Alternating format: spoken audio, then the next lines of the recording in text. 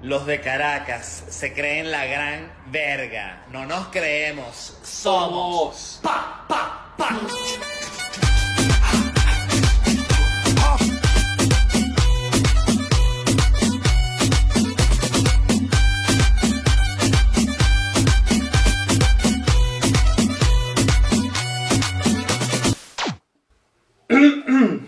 ¡Hey! ¡Qué bueno verlos nuevamente por acá, vale! Sean bienvenidos. Si vinieron otra vez por acá, supongo que es que deben estar buscando algo nuevo que aprender, algo valioso, algo importante que los haga sentirse más inteligentes que el resto. Un conocimiento que estoy seguro podría salvarles la vida en una que otra oportunidad. Así que quédense ahí sentados porque han llegado al lugar correcto. Hoy quiero empezar esta historia pidiéndoles que imaginen algo. Digamos que un día común y corriente están tranquilos en sus casas y su padre, al que han conocido durante toda su vida, muy seriamente les dice: «Mira, hijo, yo mañana tengo una reunión. Me llamaron y la verdad no sé con quién me voy a reunir. Debo decirte que yo tuve cierta actuación en la Segunda Guerra Mundial y no tengo ni idea de por qué me están citando. Si después de media hora de esta reunión no regreso, por favor llama a la policía». Esa, damas y caballeros, fue la situación a la que se enfrentó Carlos Puyol, quien tiempo después se enteraría que su padre, Juan Puyol García, un humilde trabajador dueño de una posada en las costas de Choroní, Venezuela, era también conocido como Garbo, el espía que cambió el rumbo de la Segunda Guerra Mundial. Pero viste esa introducción, ¿vale? Así es que se inicia una historia. Barcelona, España, 1912. El 14 de febrero, Día de los Enamorados. Nace, en el seno de una familia de clase acomodada, Juan Puyol García. Hijo de Mercedes García, una bella y alegre andaluza, y de Juan Puyol, un catalán de pura cepa y creador de la fábrica de tintes textiles más famosa de esta ciudad. Durante su niñez, Barcelona fue escenario de frecuentes batallas callejeras, huelgas, atentados contra las vidas de las personas e intentonas revolucionarias. Sus primeros estudios los realizó en un internado a 30 kilómetros de Barcelona, donde estuvo por 4 años.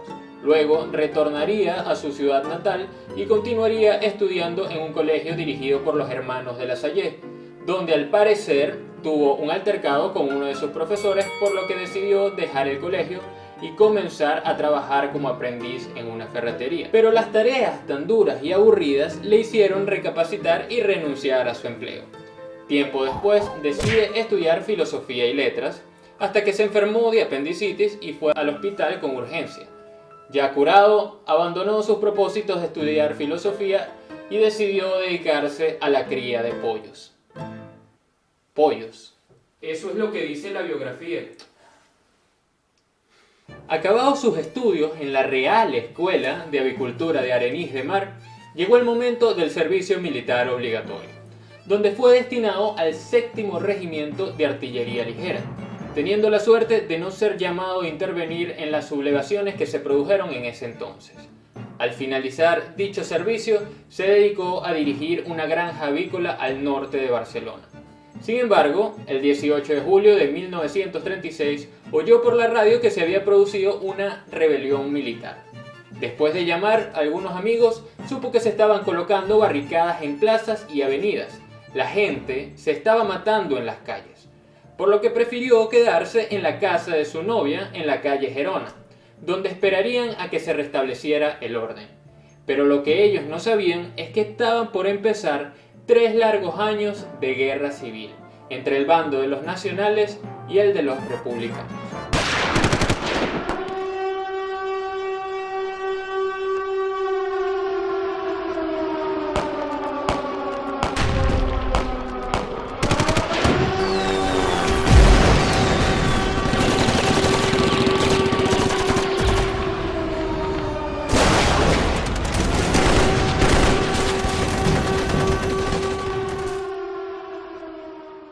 Los republicanos llamaron a filas a los oficiales de la reserva, por lo que Puyol debía incorporarse al ejército, pero le repugnaba tomar partido en una lucha fratricida y por esta razón decidió no obedecer la orden, convirtiéndose automáticamente en un desertor y siendo forzado a ocultarse.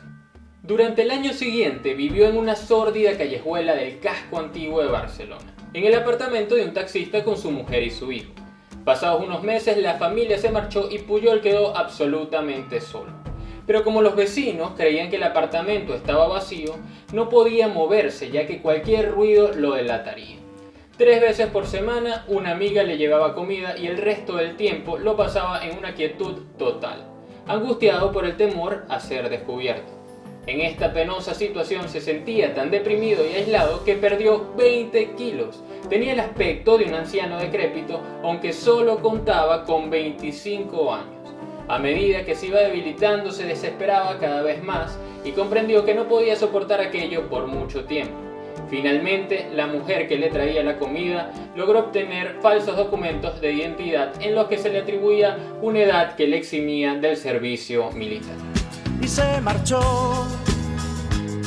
y a su barco le llamó Libertad, y en el cielo descubrió gaviotas y pintó estelas en el mar. Comenzó a buscar trabajo en granjas avícolas y descubrió con alegría que varios dirigentes de granjas eran antiguos compañeros de la Real Escuela de Avicultura, aquella donde estudió los pollos. Poco después le propusieron la dirección de una granja que los republicanos habían incautado. Aceptó con gran satisfacción ya que estaba lejos de Barcelona y a solo 30 kilómetros de la frontera con Francia. Era una vida bastante fácil. Cobraba su sueldo cada mes y el trabajo no exigía grandes esfuerzos, ya que solo había que ocuparse de 1000 aves. Sin embargo, a la granja le empezó a ir mal y las relaciones con los concejales se fueron agriando, por lo que el señor presentó su renuncia. Pujol estaba decidido a cambiar de bando, porque pensaba ingenuamente que una vez que hubiese pasado al bando de los nacionales, le dejarían vivir su propia vida. Llegó a la conclusión de que la única manera de pasarse al bando nacional era alistarse como veterano en las tropas de infantería republicana, con la esperanza de que le enviasen al frente, donde tendría la posibilidad de desertar. Vaya, no encuentro fallas en su lógica. Se presentó en una oficina de reclutamiento con sus documentos falsos y lo alistaron sin problemas. Luego solicitaron a alguien que tuviese conocimientos de telegrafía, a lo que él sin dudarlo se ofreció, ya que no quería acabar como carne de cañón. Pero por supuesto, no tenía ningún tipo de conocimiento en telegrafía y pronto se darían cuenta de su incapacidad, por lo que sería destinado a tender cables en el frente de batalla. La moral era baja y sus compañeros se quejaban de la forma en que se dirigía la guerra. Ya famélico, desilusionado y anhelando encontrarse en un medio más acorde a sus ideas, decidió pasarse al enemigo. Algo que el mismo Pujol describiría como uno de los más grandes actos de locura que haya cometido, ya que él, junto con otros 2 compañeros, tendrían que correr escapando de los disparos de sus hermanos en armas en la oscuridad de la noche. Sin embargo, conseguirían lograr su objetivo llegando al bando contrario. Después de interminables interrogatorios, serían prisioneros en la Universidad de Deusto, donde su estadía sería en condiciones muy precarias y de malos tratos. Encontró la manera de escribir cartas pidiendo ayuda a familiares y amigos, consiguiendo que un antiguo amigo de su padre, con muchas influencias, se presentara personalmente ante las autoridades del campo, haciéndose responsable bajo juramento de su honradez, consiguiendo de esta manera que fuera liberado. Ya el 1 de abril de 1939 se daba por concluida la guerra, con un saldo de aproximadamente 1 millón de muertos, innumerables ciudades destruidas, una economía arruinada y una larga estela de sufrimiento y desolación. Esos pequeños daños colaterales que dejan las guerras. De esta manera, Pujol logró sobrevivir a la guerra sin disparar ni una sola bala a favor de ninguno de los 2 bandos.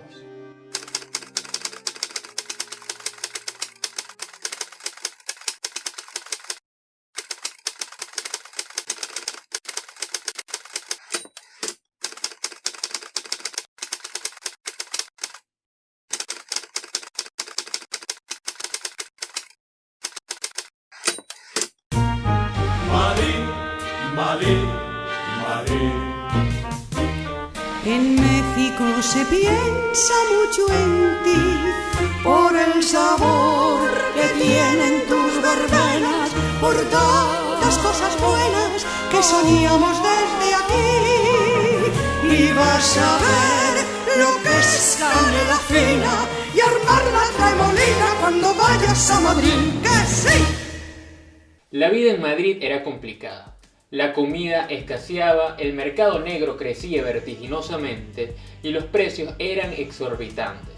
Pujol encontró un trabajo como gerente del Hotel Majestic, el cual se hallaba en un estado lamentable por los destrozos ocasionados en el asedio a Madrid. Sin embargo, habían problemas mayores. El 3 de septiembre de 1939, Inglaterra declaró la guerra a Alemania, por lo que Pujol estaba decidido a abandonar España, deseando escapar de otro posible enfrentamiento bélico. Para lograrlo, Pujol necesitaba un pasaporte, algo realmente difícil de obtener en esos momentos, pero él estaba bastante determinado a lograrlo. En el hotel conoció a un tal Don Enrique, que decía ser el duque de la Torre, y quien estaba acompañado de dos damas mayores a las que llamaba tías, y aludía con el título de princesas de Borbón.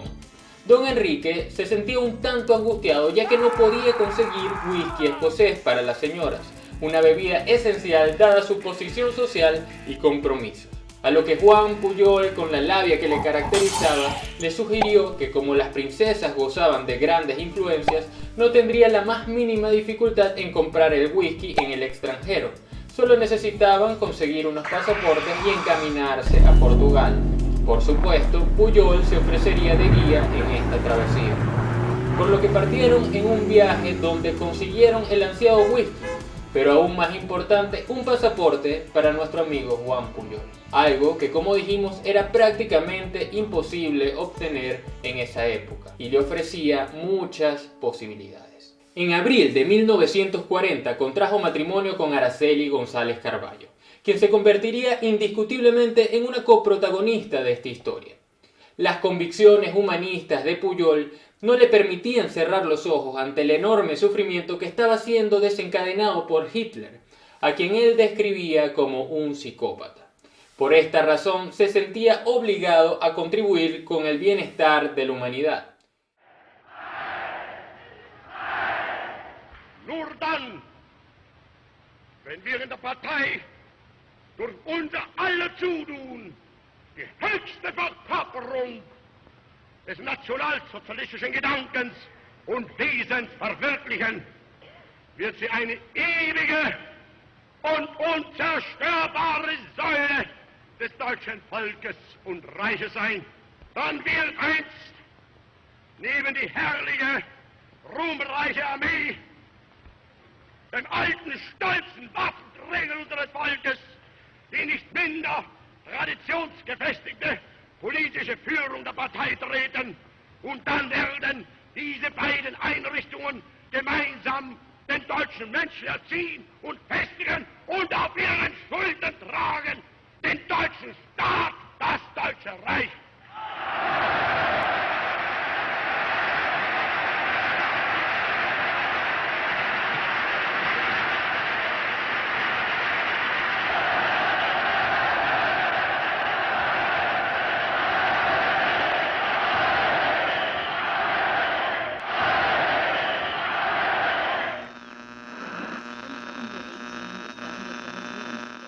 Un día de enero de 1941, Pujol se presentó en la Embajada Británica de Madrid, ya que Gran Bretaña estaba desafiando a Alemania en una guerra que sin lugar a dudas sería larga y sangrienta. Su intención era bastante clara. Quería ponerse a disposición del espionaje británico, a pesar de no tener ningún plan concreto y ningún tipo de relaciones o contactos que le ayudaran a realizar esta labor. Pese a tener muy buenas intenciones, Pujol sería rechazado por los ingleses y, por supuesto, la única opción que encontró fue ofrecer sus servicios a los alemanes. A eso se le llama estrategia. Primero estudió muy bien la ideología de los nazis. Luego llamó a la embajada alemana y pidió hablar con el agregado militar. Quería que con máxima urgencia le pusieran en contacto con alguien a quien pudiera ofrecer sus servicios a la causa del Tercer Reich. De esta manera consiguió una primera reunión con un militar alemán que respondía al nombre de Federico, que, como imaginarán, era un hombre con cabello rubio y ojos azules, vestido con un traje claro, el típico nazi de las películas.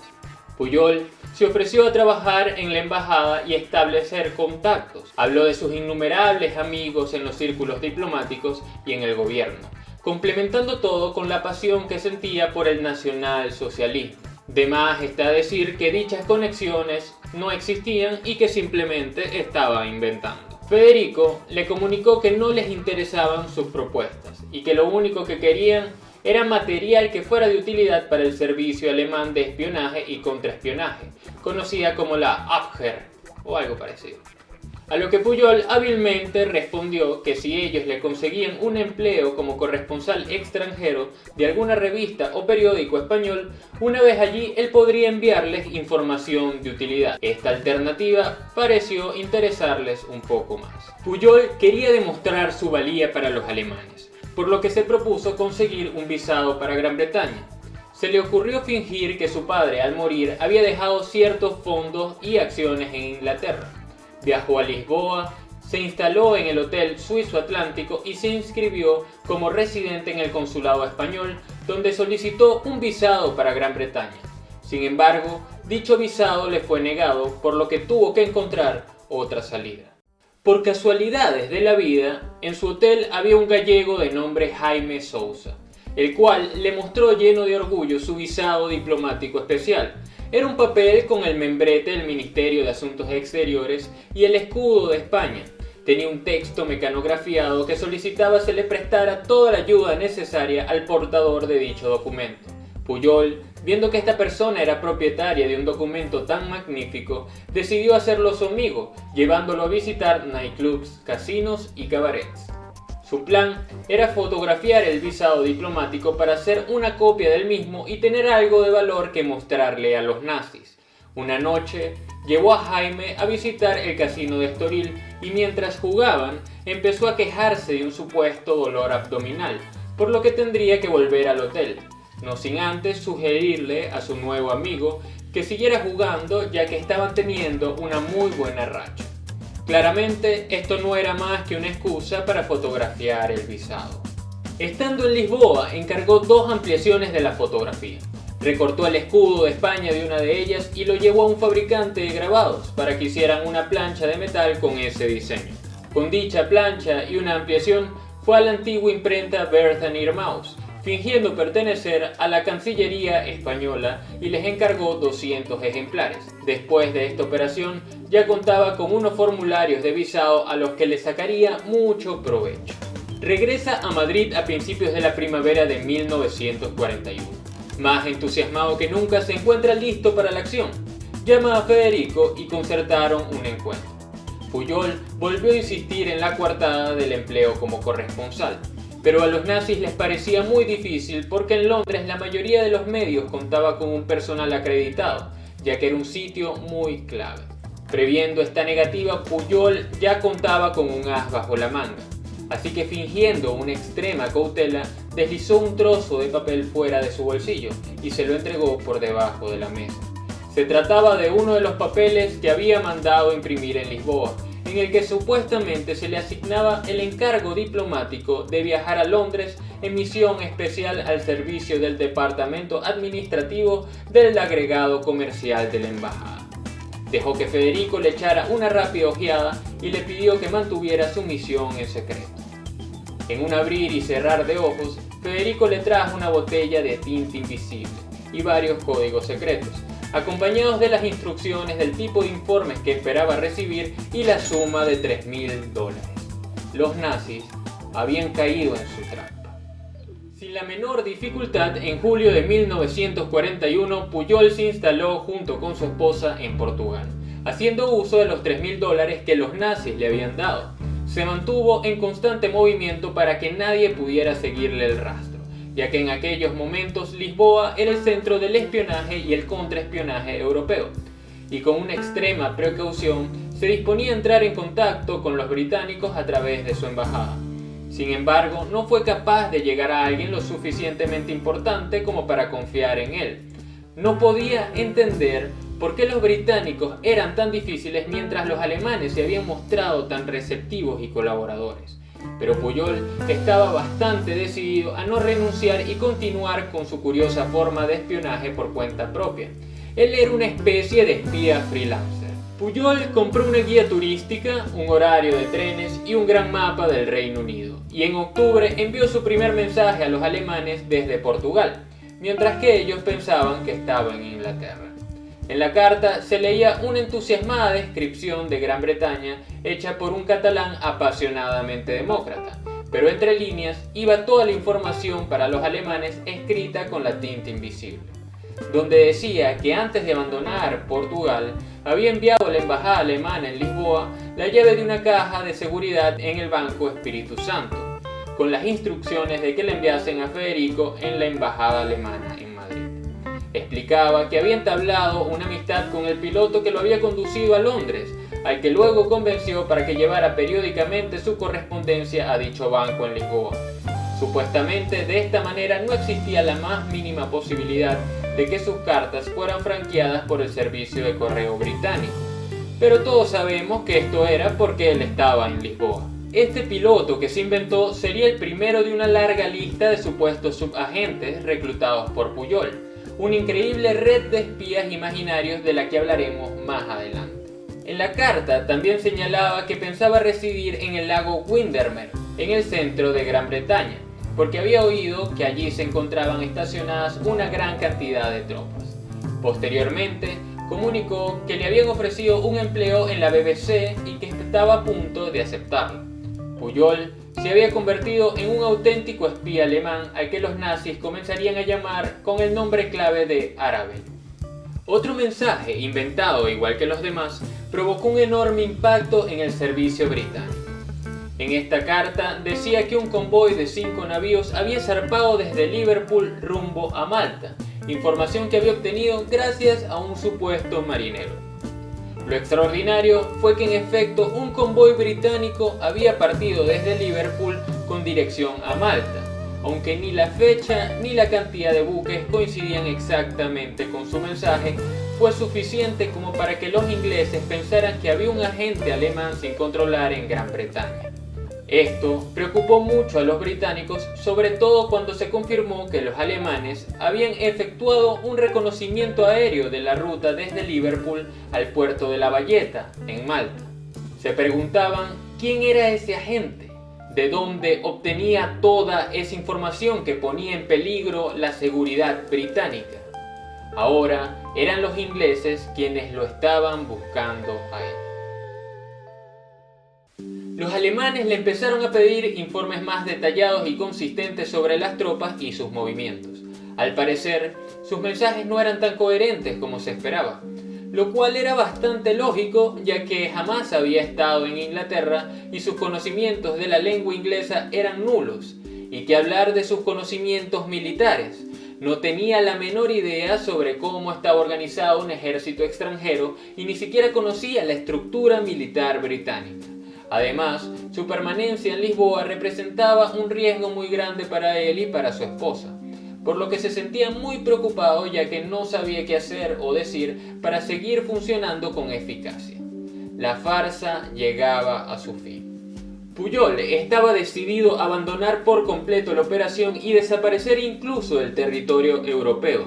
Sin embargo, su esposa Araceli, antes de que se rindiera, se presentó en la embajada de Estados Unidos, ya que los americanos acababan de entrar en guerra contra Alemania, Italia y Japón. En dicha embajada, Araceli se entrevistó con el teniente Demarest en la oficina del agregado naval y le contó todo sobre su esposo. Habló del intento de entrar en contacto con los británicos en Madrid y el rechazo de estos, de su decisión de lograr alguna información práctica que le hiciera importante ante sus ojos y que entendieran de una vez que el motivo de sus acciones no era otro que el deseo de defender la democracia. Describió con brevedad los contactos con los alemanes, entregándole como prueba una de las cartas escritas por su esposo con tinta invisible. Desde el primer momento, Demarest mostró mucho interés y pareció asombrado por el relato. Por primera vez aparecía una oportunidad clara. Habían encontrado a la persona adecuada quien ayudaría a Pujol a acabar con la misión que se había impuesto a sí mismo. Pocos días después, Pujol tendría una entrevista con Jean Risso, funcionario del MI6 en Lisboa, quien más tarde lo llamaría para decirle que tenía instrucciones de enviarlo a Londres.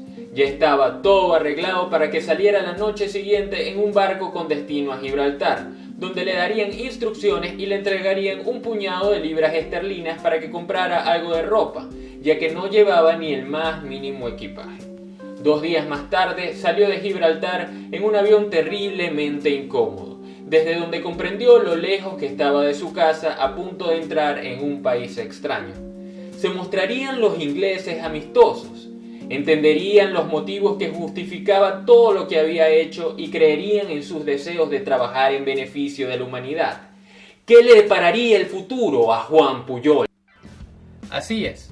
Aquí vine a interrumpirlo, pero no pienso hacerlo por mucho tiempo. Sí, solo quiero agregar algunas cosas a lo que está diciendo este campeón. Primero que nada, quiero informarles que se está planeando hacer una película sobre la vida de Juan Pujol, la cual será protagonizada por Oscar Isaac y contará con un gran equipo de productores como Bob Cooper, Richard Saperstein, entre muchos otros. Esta tendrá el nombre de The Garbo Network, o lo que es igual a la red de Garbo. También quiero aclarar una pequeña cosa, y es que, como escucharon, los alemanes le dieron a Juan Pujol el nombre clave de Arabel.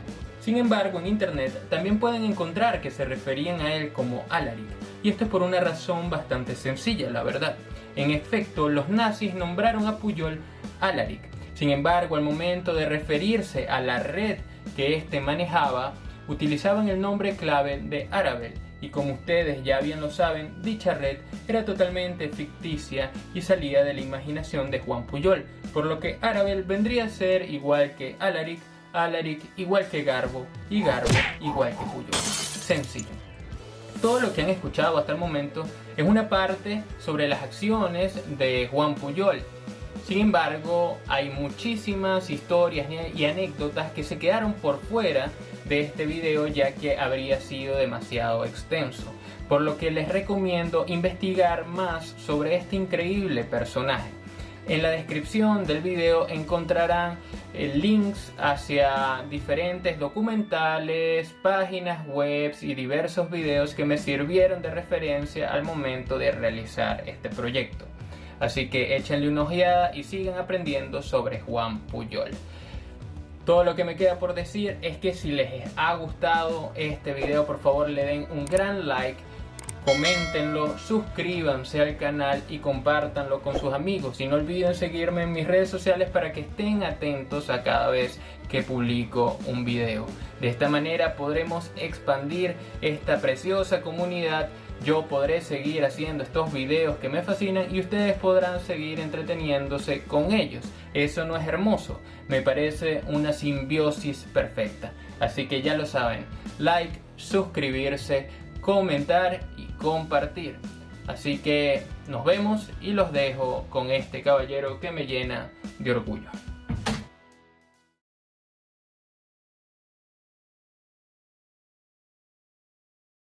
Juan Pujol entra a Inglaterra el 6 de abril de 1942. 2 funcionarios del MI5 se harían cargo de su destino. Uno se presentó como Mr. Grey, el cual no hablaba ni papa de español.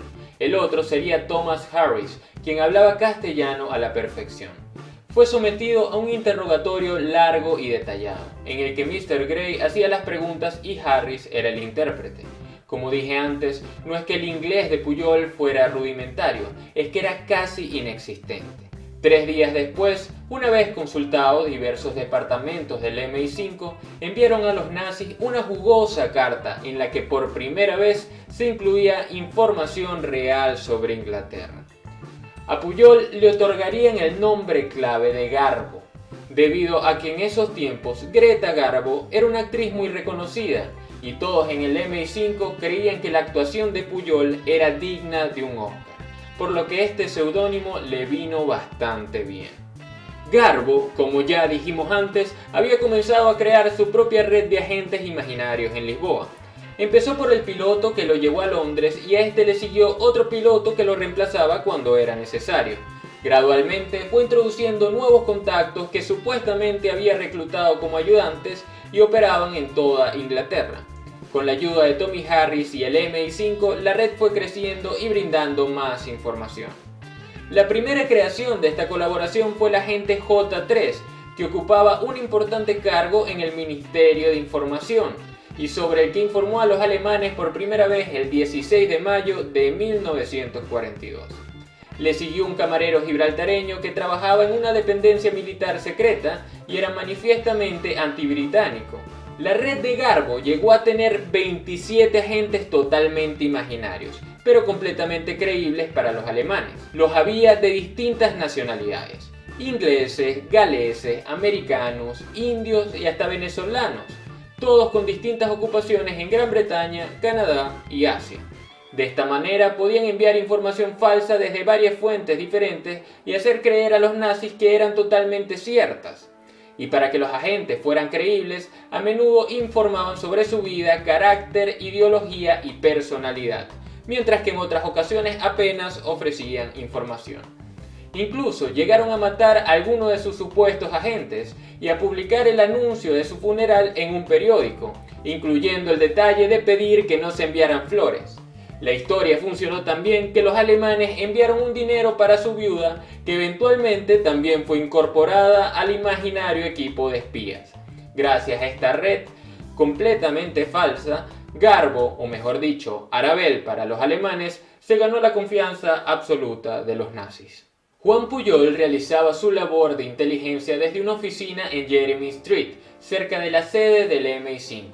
Tomaba clases de inglés en un instituto y vivía en una discreta casa de clase media en Hendon, al norte de Londres, en compañía de su esposa y sus dos hijos, Juan y Jorge. En esos momentos, Londres sufría los terribles bombardeos alemanes y estaban por llegar los misiles B-2, los cuales eran los primeros misiles balísticos de combate de largo alcance del mundo. La primera de estas bombas cayó sobre una escuela y mató a 78 niños. Nadie supo de dónde había venido. Parecía haber caído de la estratosfera y produjo un cráter de más de 8 metros de profundidad. Todos quedaron sorprendidos al encontrar hielo en dichos cráteres, consecuencia del camino seguido en la estratosfera por la bomba. En esos momentos no existía defensa posible contra aquellos misiles. Los alemanes querían enterarse de cuáles eran exactamente los puntos de impacto de cada misil, y Garbo les enviaba información falsa, para asegurarse de que los cohetes cayeran en las afueras de Londres y no en las zonas densamente pobladas, algo que le remordía la conciencia, ya que no era fácil encontrar áreas con escasa población en las cercanías de Londres, y el más mínimo error podía costar miles de vidas inocentes. En enero de 1944, los alemanes creían que los aliados estaban preparando la gran invasión de la Europa ocupada, por lo que le pidieron información a su gran espía Arabel. De esta manera comenzó el que sería su mejor trabajo y el cual cambiaría el curso de la guerra. Los alemanes estaban en lo cierto. Los aliados preparaban la gran invasión. Su nombre en clave era Operación Overlord y ya estaba en marcha, pero no conocían una parte fundamental de ese plan, un gran engaño en el que Garbo jugaría un papel fundamental, la Operación Fortitude o Fortaleza. Garbo enviaría más de 500 mensajes de radio, aproximadamente 4 transmisiones por día, desde enero hasta el 6 de junio de 1944, el mundialmente conocido como Día D, cuando comenzó el desembarco de Normandía. Estos mensajes eran retransmitidos directamente a Alemania y no solo ocultaban el verdadero estado de los preparativos, sino que además tenían otro objetivo muy importante: hacer creer a los alemanes que el desembarco sería donde Hitler siempre había creído que sería, en el paso de Calais, mucho más al norte de donde realmente se iba a producir. Una parte fundamental del engaño fue la creación de un ejército que nunca existió, el primer grupo del ejército de los Estados Unidos, el FUSAC, compuesto supuestamente por 150.000 hombres al mando del general George S. Patton, reconocido como uno de los mejores comandantes de tanques de los aliados. El imaginario ejército FUSAC estaba preparado con cañones inflables y carros de combate vacíos para engañar a los aviones de observación de la Fuerza Aérea Alemana. Estaba situado en Kent y Essex, listo para unirse a la operación muy lejos de la fuerza de invasión real que se concentraba hacia el oeste. Con la ayuda de Garbo, los alemanes creyeron que esta información era absolutamente cierta y que dicho ejército era real.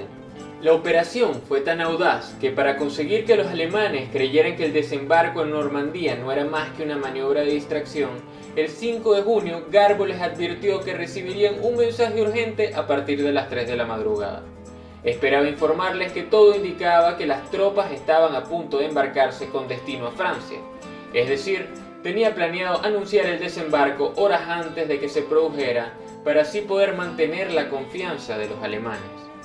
Sin embargo, esa madrugada no había nadie en Madrid para recibir el mensaje, por lo que los alemanes recibieron la información al día siguiente, cuando ya el desembarco se había realizado. Pujol interpretó su papel a la perfección, regañando a los responsables y mostrando su enfado diciendo lo siguiente: me siento muy descontento en esta batalla de vida o muerte. No puedo aceptar excusas o negligencias. No me es posible hacerme a la idea de poner en peligro el servicio sin el menor beneficio. Si no fuera por mis ideales y mi fe, abandonaría esta tarea al comprobarse un fracaso de este calibre. Para los nazis, esto demostraba que la información proporcionada por Arabel era más que fiable. El 9 de junio, Garbo envió el que probablemente sería el mensaje más importante de su actuación como doble agente. Era muy largo y pidió que se transmitiera con urgencia al alto mando alemán. Informaba que el ejército del Fusak, bajo el mando de Patton, no se había movido del sureste de Inglaterra y que el desembarco en Normandía era una maniobra de distracción para asegurar el éxito del próximo asalto del paso de Calais. Los alemanes aceptaron esta afirmación, cumpliendo así el objetivo de la Operación Fortitude. A tal punto confiaban en la información de Arabel que durante 2 meses mantuvieron 19 divisiones de infantería y 2 divisiones blindadas en el paso de Calais, en previsión de una próxima invasión. Esto dio a los aliados un tiempo precioso para tomar la ventaja en la guerra. La intervención de Garbo en la batalla de Normandía realmente cambió el rumbo de la Segunda Guerra Mundial. Irónicamente, la reputación de Arabel entre los alemanes se vio reforzada por sus informaciones sobre el desembarco en Normandía, y el 29 de julio recibió el siguiente mensaje: con gran alegría y satisfacción puedo comunicarle con fecha de hoy que el Führer le ha concedido la Cruz de Hierro por sus extraordinarios méritos, condecoración que sin ninguna excepción solo se otorga a los combatientes en primera línea. Por este motivo le hacemos llegar nuestras más sinceras y cordiales felicitaciones. A lo que Pujol respondió: en estos momentos, cuando me embarga la emoción, no estoy en condiciones de expresar con palabras mi gratitud por la condecoración que me ha concedido nuestro Führer, a quien humildemente y con todo respeto manifiesto mi gratitud por la alta distinción que me ha otorgado y de la cual me siento indigno, ya que jamás he hecho otra cosa que no fuese lo que he considerado el cumplimiento de mis obligaciones. ¡Ay, Hitler, Hitler, Hitler! Te jodieron. Juan Pujol fue la única persona condecorada por ambos bandos de la Segunda Guerra Mundial, ya que los ingleses nombraron a Garbo miembro de la Orden del Imperio Británico, una distinción que solo se concede a ciudadanos de esa nacionalidad. Y rompiendo la tradición, tuvieron que hacerlo muy discretamente, evitando el anuncio habitual en la London Gazette e incluyendo su nombre en un anexo secreto en la Cancillería General de las Órdenes de Caballeros. Poco antes de la Navidad de 1944, la medalla le fue entregada por Sir David Petrie, director general del Servicio de Seguridad, en un banquete celebrado en su honor en un bar discreto. Cuando le impusieron la condecoración, todos los que se hallaban presentes comenzaron a golpear la mesa con sus nudillos mientras gritaban: ¡Garbo! ¡Garbo! ¡Garbo! ¡Garbo! ¡Garbo! ¡Garbo! ¡Garbo! Me emocioné. De esta manera, sus colegas lo honraban como uno de los mejores espías que ha existido. El 7 de mayo de 1945, todo Londres estalló de alegría. La gente invadió Piccadilly Circus y Regent Street y el tránsito quedó atascado. Todos bebían cerveza, cantaban y bailaban para celebrar la paz. La guerra llegó a su fin. La oficina de Garbo se dispersó. ya no tenía que enviar más mensajes y perdió todo el contacto con la mayoría de sus compañeros, excepto con Tommy Harris, que siempre fue su mejor amigo en el MI5. Los ingleses no querían que abandonara el país e incluso le ofrecieron un puesto directivo en una compañía de seguros. El MI5 se había propuesto cuidar a Garbo hasta el final. Y culminada la guerra le dieron 15.000 libras esterlinas como recompensa por su trabajo. Sin embargo, Pujol no quería permanecer en Inglaterra porque creía que el pacto entre los aliados y los soviéticos no iba a durar y temía que estallase otra guerra.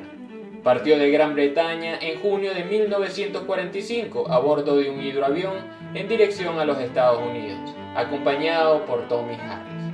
Fueron a Washington, donde se entrevistó con J. Edgar Hoover, el director del FBI, quien estaba muy interesado en sus actividades como doble agente y quería conocerlo personalmente. Más tarde volverían a Madrid para reunirse con Desmond Bristow, funcionario del MI6, quien les presentaría un nuevo proyecto en el que Garbo debería renovar su contacto con el servicio secreto alemán y les ofrecería trabajar nuevamente para ellos, con el objetivo de infiltrarse en el servicio secreto soviético a través de los alemanes que los rusos habían reclutado.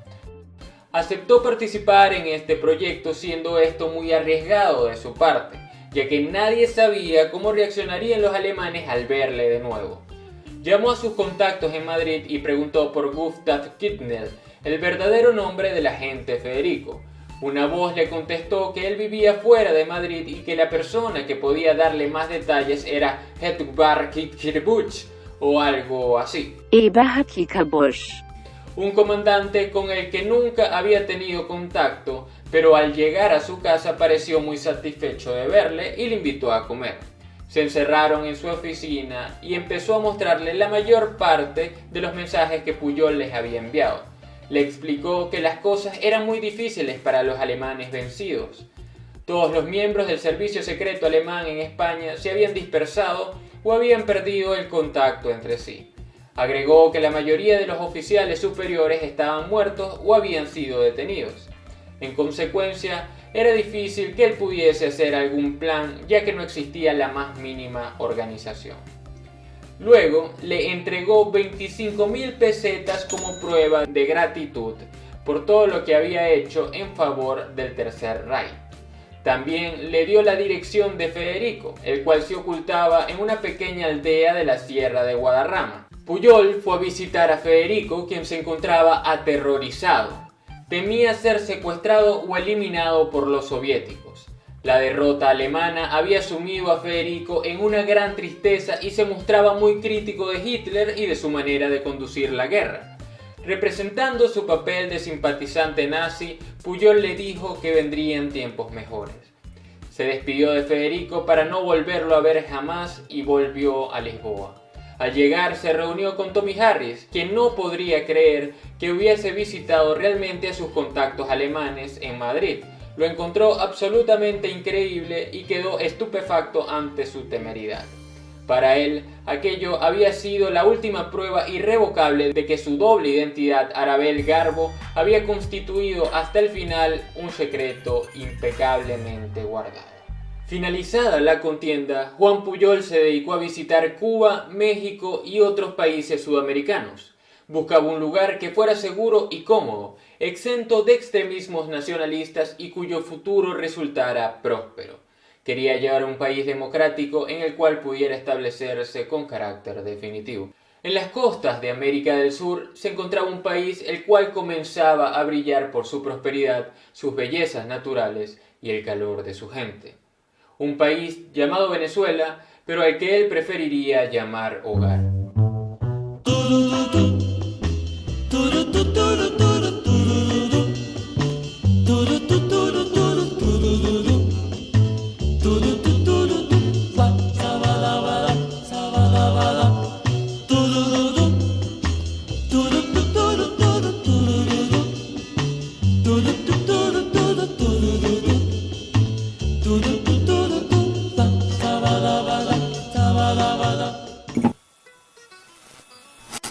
En Venezuela nacería su tercera hija, María Eugenia. Sin embargo, tras una serie de duros reveses económicos, su esposa Araceli no se adaptó a la nueva vida, lo que motivó la separación de la pareja. Araceli volvió a Madrid llevándose a sus hijos con ella. En Venezuela, Pujol dio clases de inglés a los empleados locales de la empresa petrolera Shell. Más tarde abrió una papelería en Maracaibo y una posada en Choroní. Contrajo matrimonio con Carmen Cilia Álvarez y tuvo 3 hijos más, María Elena, Carlos Miguel y Juan Carlos. En 1948 viajó a España para ver a su viejo amigo Tommy Harris en Mallorca. Fue la última vez que lo vio antes de que muriera. Harris le dijo que había escrito un libro sobre sus actividades en el MI5 y que había guardado un ejemplar para él por si algún día decidía publicar sus memorias. Pujol, sin embargo, le pidió que a todo el que preguntase por él le dijera que había muerto sin dejar rastro de ninguna clase, ya que deseaba continuar a salvo de los nazis. Después de dicha visita, el MI5 puso en circulación el rumor de que Garbo había emigrado a Angola, donde había muerto víctima de la malaria. Durante 36 años vivió pacíficamente en Venezuela. Fue una época de tranquilidad, ya que su vida de lucha al servicio de la libertad y de sus ideales ya habían acabado. Luego, en 1984, cuando menos lo esperaba, Rupert Allison, mejor conocido por su seudónimo Nigel West, un historiador quien se dedicaba a escribir libros sobre espionaje, logró romper la cobertura que Garbo había mantenido con tanto éxito y encontró su rastro después de una laboriosa búsqueda y una cuidadosa investigación. Pocos días antes del 40º aniversario del desembarco del día D, lo llamó desde Londres, diciéndole que estaba muy contento de hablar con la persona a la que todo el mundo creía muerta. Aunque él quería olvidarlo todo relativo a la guerra, él insistió tanto que finalmente cedió y conversaron. Después de asegurarle que todos sus contactos alemanes habían desaparecido o estaban muertos, Pujol decidió que había llegado el momento de que su familia conociera su pasado sobre aquella parte de su vida que les había ocultado por razones de seguridad. Por eso volvió a Londres para recibir el agradecimiento personal del duque de Edimburgo en el Palacio de Buckingham y el reconocimiento del pueblo de Gran Bretaña por todo lo que había hecho para ayudarles a conservar su democracia y su libertad. Juan Pujol fue recibido con honores en Europa, pero además pudo después de muchos años volver a ver a sus hijos Jorge, Juan y María. La verdadera muerte de Juan Pujol tiene lugar el 10 de octubre de 1988. Murió en Caracas a consecuencia de un derrame cerebral. No recibió ningún tipo de homenaje en Venezuela. Sus restos reposan en una humilde tumba en su amado Choroní, con una pequeña inscripción en la que se puede leer lo siguiente: Juan Pujol García, 14 de febrero de 1912, 10 de octubre de 1988. Recuerdo de su esposa, hijos y nietos. En una de las últimas entrevistas que dio Pujol antes de morir, dijo haber engañado a Hitler porque era un enemigo de la humanidad. Y con lágrimas en los ojos, añadió que lo hizo porque su padre le había enseñado lo que era la libertad. En nuestra historia han existido personas que lucharon por sus ideales y por lo que creían correcto. Personas que no buscaban ningún tipo de reconocimiento más que la mera satisfacción de haber contribuido con la sociedad, dedicando su vida a una causa justa y teniendo el valor de enfrentar lo que estaba mal. Personas que para mí representan lo mejor de la humanidad y que muchas veces se pierden en el olvido de una sociedad sumida en temas futiles y sin importancia. Somos capaces de decir cuántas parejas ha tenido una celebridad o dar una cátedra sobre el último iPhone, en un mundo donde aún hay dictaduras, esclavitud y guerras, personas que ni siquiera tienen acceso al agua potable, y nosotros miramos hacia otro lado, cruzando los dedos esperando que nada de eso nos pase. En estos momentos creo que es oportuno desempolvar los libros de historia y tomar el ejemplo de aquellos que dedicaron su vida a construir el mundo que hoy conocemos. Creo que es hora de preguntarnos si estamos luchando por un mundo mejor. Muchas gracias. Hay hombres que luchan un día y son buenos. Hay otros que luchan un año y son mejores. Hay quienes luchan muchos años y son muy buenos. Pero hay los que luchan toda la vida. Esos son los imprescindibles. Bertolt Brecht.